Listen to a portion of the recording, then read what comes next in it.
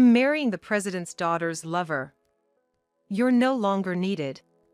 On the phone, Charles spoke with a triumphant tone. I could almost see his malicious grin. I've finally started to catch a break. Staying with you, I'd be stuck as a regular employee forever, but now I'm gonna strive to be the next president. He said, laughing. It was as if he was implying that not being able to climb the career ladder was my fault. Charles had this weakness in his character. He tended to blame others when things went wrong. I used to be able to forgive that. Back when I still loved him, but not anymore. My patience has run out. I can't forgive Charles anymore. I have to take action. To make Charles realize his mistakes. My name is Sarah. I just turned 40 a few days ago. I married Charles when I was 25, and we both worked together. I quit my job when our first son was born, but after giving birth to our second son, I started working part-time at a nearby supermarket. Living on Charles's income alone was a bit tight. Our sons are both enthusiastic about their studies and sports, and I'm excited about their future. But Charles was indifferent even to them. To be precise, he had little interest in his family. Naturally, he barely spoke to me either, just the necessary greetings every day, and we hadn't had a real conversation in years. There's a parent-teacher conference at our younger son, Tim's school. I had pressed Charles about it. Let's go see it together on that day. I got it. We were both supposed to take a day off to attend the conference. But on the night before, Charles suddenly said this. Going to a parent-teacher conference, it's already more than enough if one parent shows up. I think I'll pass. What are you suddenly talking about? Tim is looking forward to having both of us come. Why would he say something like this out of the blue? Despite my reproachful gaze, Charles calmly said, I'm busy. Don't lump me together with the part-time old ladies. Who are you calling an old lady? Who? I snapped back at him half-jokingly, but I was hurt inside. I'm almost 40, and for the past 15 years since we got married, we've mostly been working together. Because of that, we've grown apart, and a rift has formed between Charles and me. I knew that, which is why I invited Charles to the parent-teacher conference, hoping to communicate through Tim and reconnect with him. But Charles just coldly said, If you don't want to be treated like an old lady, then maybe you should care a bit more about your looks. I'm fine being an old lady. I stuck my tongue out at him. Charles left, and I let out a sigh when I was alone. But I take a look in the mirror. There was a middle-aged woman with a slender waist reflected back at me. In addition to my part-time job, until last year, I had also been taking care of my mother-in-law. Her dementia was getting worse, and she started wandering around at night. I had many sleepless nights because of my mother-in-law. Mom sleeps during the day, so she doesn't require much attention. But at night, she walks around all night long. Being bedridden would be worse, right? Mom wants to get some exercise too. Charles fell back asleep without a care, even though he was talking about his own mother. I was the only one burdened with the hardship. As I aged, it became tougher to balance my part-time job and caregiving, so I had to put my mother-in-law in a nursing home, though it broke my heart. Please, come visit me from time to time, she said with a look of anxiety. I do bring my sons to visit her as much as possible. But Charles has never visited his grandmother. I also attended Tim's parent-teacher conference alone. Charles came home later than usual. I could tell he had been out drinking with his colleagues from the smell. My eldest son, Mark, was acting sneaky. Following his brother's lead, Tim also started behaving more distant towards me. Both of them are entering that difficult age. Despite thinking I shouldn't interfere too much, I couldn't help but worry. I decided to confront the two of them. Come on, tell me the truth. What are you guys hiding? Actually, Mark exchanged glances with Tim, before finally giving in and speaking. Your birthday is coming up soon, right? So we decided to pool our allowances together and buy a cake. What? I was wide-eyed. I glanced at the calendar. Come to think of it, my birthday is just 3 days away. To be honest, turning 40 isn't something I'm particularly thrilled about. Yet, I found myself smiling, overjoyed by my son's feelings. On my birthday, true to their promise, the boys brought home a cake. "Mom, we even tried to decorate the room for you," Mark said proudly. The decorations were clumsy, but the entire room was adorned with origami decorations. I was filled with happiness. Until Charles comes back. "What the hell is this?" As soon as he entered the room, Charles flew into a rage. "I'm exhausted, you know. Can't I get some rest at home? What is all this? These ridiculous decorations." But today is Mom's birthday and a birthday at her age? Must be nice. With that, Charles tore off the decorations that were on the nearby wall and threw them in the trash. Clean this up right now. And bring me a beer. Hey! What do you think you're doing to these kids' feelings?" I raised my voice. This was just too much. My heart ached as I watched my sons start to clean up, disheartened. "What? Sure, I'm 40 and a grown woman, right? I'm not exactly at the age to be getting excited about birthdays. But I was happy to see my sons care. What if they were celebrating your birthday? I'd be disgusted just thinking about it." Charles twisted his face disdainfully for all to see. And after complaining about the slowness of the cleanup, he continued. "I don't want you guys taking up my time. Just leave me alone." "That's a terrible thing to say," I muttered, looking down. My sons were on the verge of tears as they cleaned up the decorations. That's when Charles noticed the cake on the table. "I'll consider this a bonus for my hard work today." Mark and Tim were wide-eyed. In front of all of us, stunned, Charles grabbed the cake with his hands and shoved it into his mouth. Tim started crying. Mark was rubbing his back. His eyes were also filled with tears. "What are you doing? You should go on a diet, you know. You shouldn't be eating this kind of stuff," Charles said, smirking. And just like that, Charles had ruined my birthday and the boys' efforts. For all his talk about work, Charles's income was far from high. In fact, there were no signs of promotion in sight, and he was rumored among his colleagues to be incompetent at work. When he was drunk, the complaints would come out. "Kate would really listen to me at times like this," Charles said, holding a can of beer in his hand. I was taken aback. "Who is Kate?" Listening carefully, it seemed that Charles was quite close to a woman named Kate, a junior at his company, who was fond of him. He rambled on about how wonderful Kate was, fueled by the alcohol. "Unlike you, she's pretty, honest, and cute. How far have you gone with her? I wish I could marry Kate. Then I could leave this damn house." Charles twisted his face bitterly. I was at a loss for words.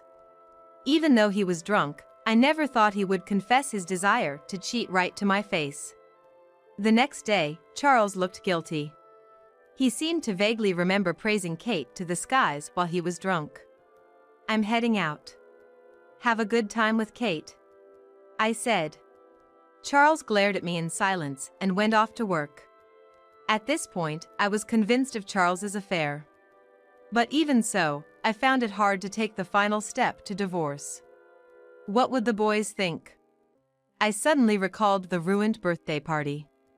Since then, the boys had kept their distance from Charles. He was originally indifferent to family, so there was a distance between him and his sons. However, due to this recent incident, his sons completely closed off their hearts.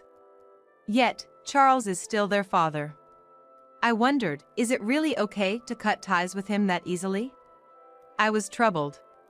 Then, I realized that my worries were in vain.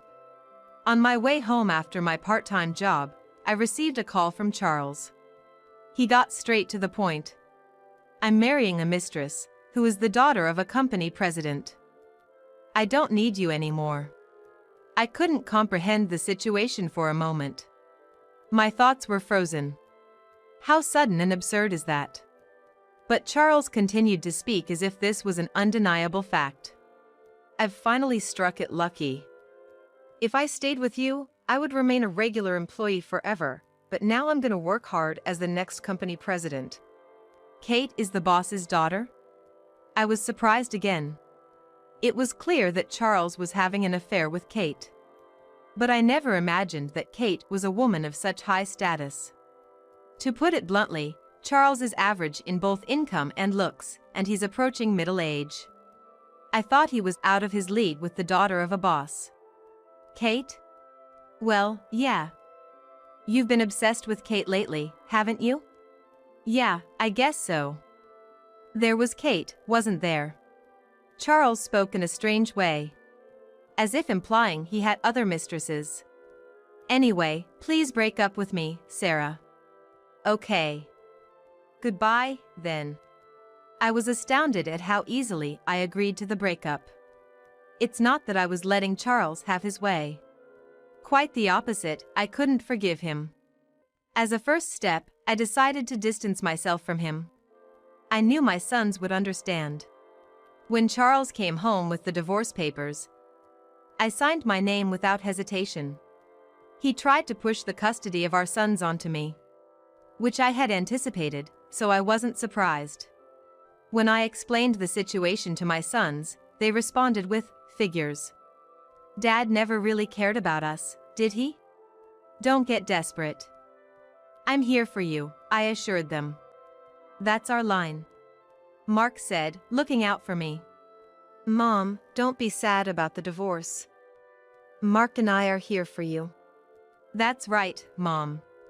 Thank you, both of you. I was moved to tears by my son's words. A month had passed since the divorce from Charles. My life hadn't changed much. I sent my sons to school, took care of household chores, and worked my part-time job. Then, on my way home from work, Charles called me again. He was in a complete panic. Help me! It's Kate! What happened with Kate? I asked leisurely. Mark's making curry for dinner and waiting for me at home today. I can't wait and am really looking forward to it. While thinking about this, I just want to get home as soon as possible. Kate came to my house, and now my wife knows about the affair. That's tough. I responded in a calm manner. I had expected this to happen sooner or later. Concerned about Charles's behavior, Mark and I had followed him and found out the truth. Charles's so-called mistress whom he wanted to marry wasn't Kate. Kate was just a junior at his company and came from an ordinary family. She was young and beautiful, which probably tempted Charles to cheat. However, his actual mistress, the supposed boss's daughter, was in her late 30s and not particularly attractive. How did Kate find out? I did it. I said it as if it was nothing. What? I told Kate the truth. I even sent her pictures as proof. Charles raised his voice at my words. What have you done to me? Thanks to you, my wife is furious and I've been kicked out of the house. I've even lost my job. It's because you deceived that president's daughter, isn't it? That's why this is happening. Charles was speaking as if he was the victim, but he was actually at the center of the problem. I sighed. How many years have you been deceiving Kate and your current wife?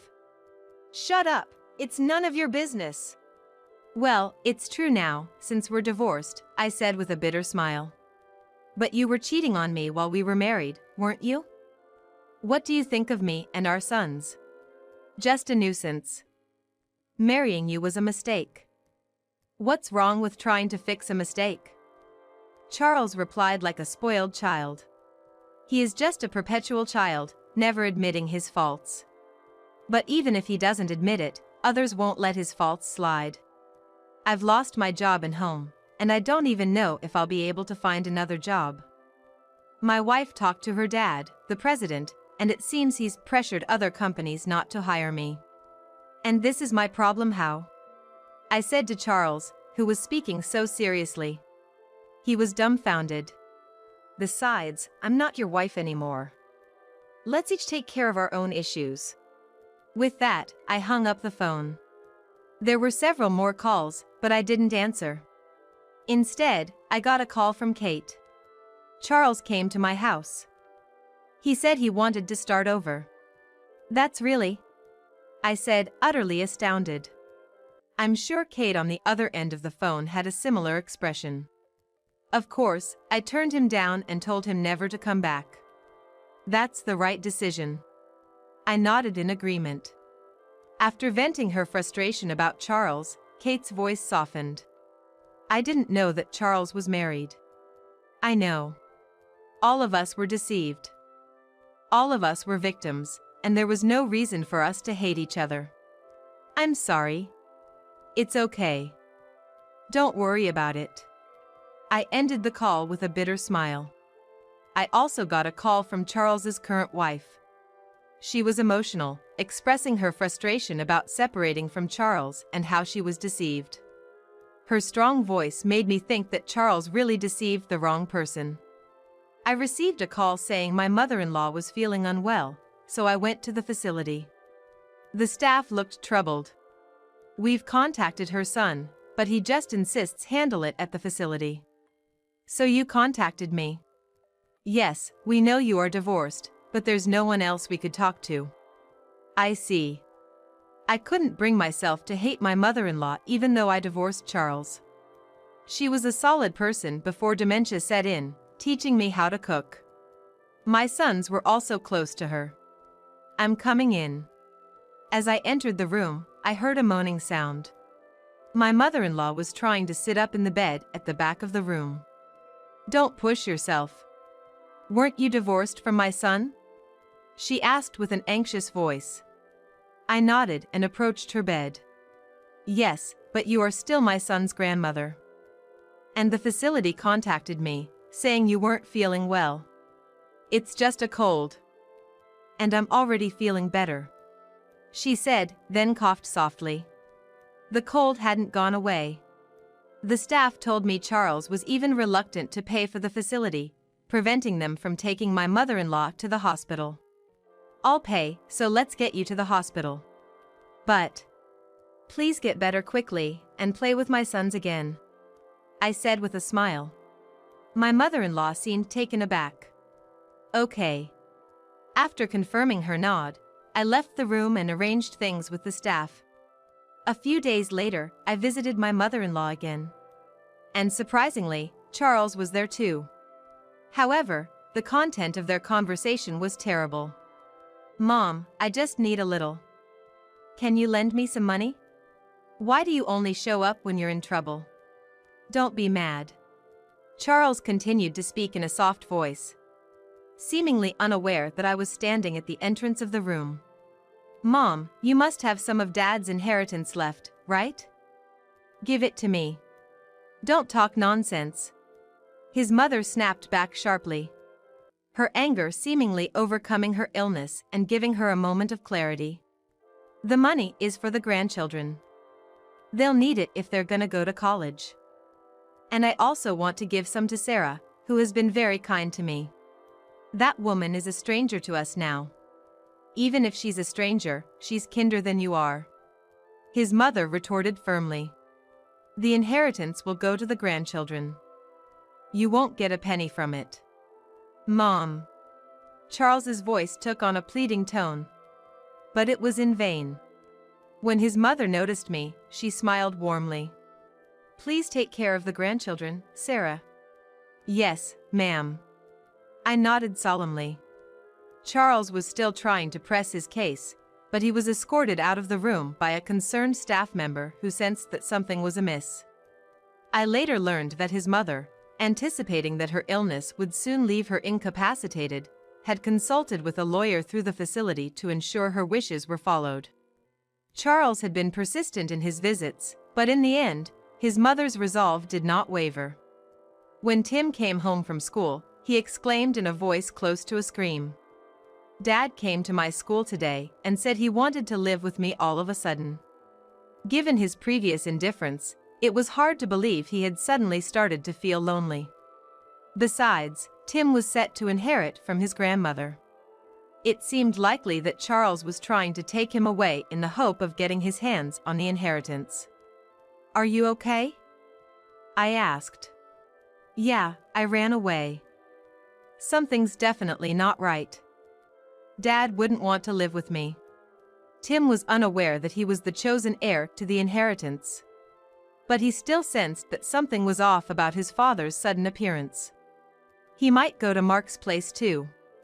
"That's a possibility," I replied, hastily getting ready to go pick up Mark. "Stay at home, Tim. Don't open the door for anyone." "Got it." I left Tim nodding in agreement and rushed out on my bike. I found Mark confronting Charles midway on his way home from school. Both of them wearing stern expressions. "Just go away. I don't want anything to do with you anymore." "Don't say things like that, come on," Charles pleaded, reaching out his hand to Mark.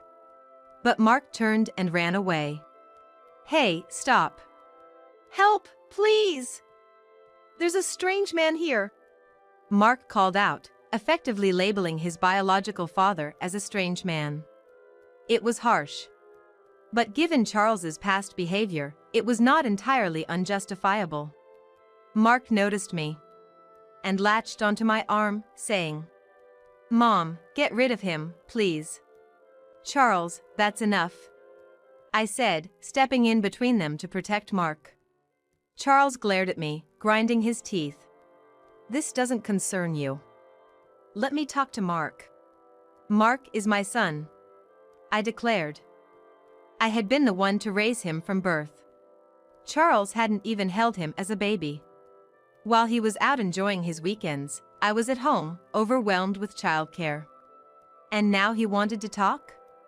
Most likely, he wanted to convince Mark to renounce his inheritance, so the money would come to him instead. "Mark, go call for help," I instructed. "Okay." Mark nodded and ran off. And as Charles tried to follow, I warned him. "If you continue to bother my family, I'll have to call the cops." "What did you say?" Charles was red in the face, looking like a demon. "You've ruined my future," he said. "Well, you had it coming," was the response. The current state of Charles was the result of him lying to 3 women, including myself. However, Charles couldn't understand that. Incapable of admitting his own faults, Charles remained immature, with no progress or growth in his life. "Over here," shouted Mark, returning with a few men.